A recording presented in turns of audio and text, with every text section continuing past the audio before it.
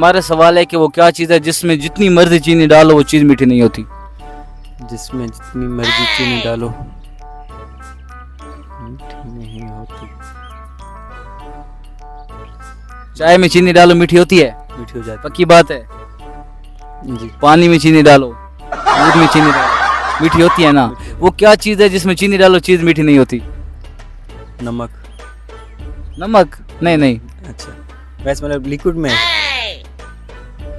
वो कह सकते हैं, नहीं भी कह सकते। कह सकते हैं जितना मीठा नहीं, डाल। ठोस में, ठोस में। अच्छा, ठोस में। बर्फ। नहीं नहीं, बर्फ तो वो पानी बन जाएगा आखिर। मुश्किल यार कुछ वो है भाई शापर। शापर में जितनी चीनी डालो शापर मीठा नहीं होगा। नहीं होता। और भी चीज़ें कह सकते हैं, जिस तरह कोई बर्तन वगैरह में जितनी चीनी डालो वो चीज़ मीठी नहीं होती, जो बोरियां वगैरह होती हैं। चलो, थैंक यू सो मच, शुक्रिया। अल्लाह।